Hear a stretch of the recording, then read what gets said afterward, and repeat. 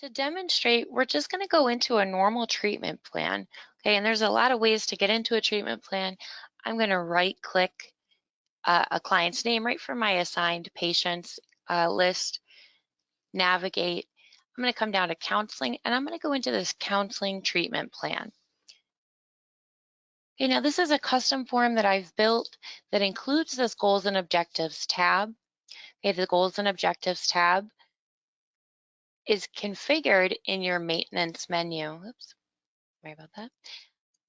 Okay, and what you're gonna find when you have Wiley available is you're gonna have more values available for your problem domain, goals, objectives, and treatment modalities, otherwise known as interventions.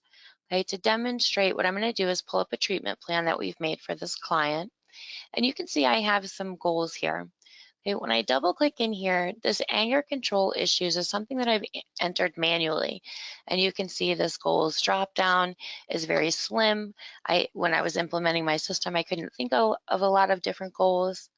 So there's not a lot of values for my providers to choose from.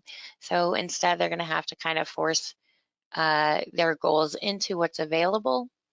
And then of course, same with their linked objectives, okay? So this is kind of a limited list based on the goal that I had before. And again, this was from me kind of brainstorming when I implemented my system. But then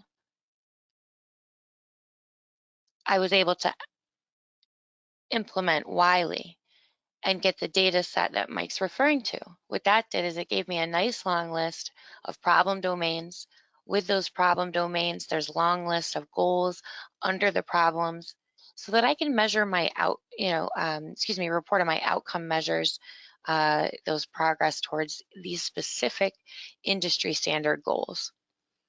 Okay, and with this goal selected, you can see I have a lot more options available for things like the objectives and the treatment modalities, and those options, again, clinically reviewed, industry standard, and measurable.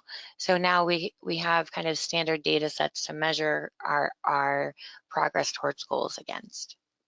Okay, it's very easy to implement this product, as Mike had mentioned, because there's really not a lot of change to your end user. So if you have a custom goals and objectives format that you're using that references our goals and objectives list in the maintenance menu, this Wiley still works. You don't need to use the goals and objectives tab that's built in. You can build your own goals and objectives tab and still reference those Wiley values. So no matter which way you're entering treatment plans, you're going to be able to take advantage of these Wiley treatment plan values.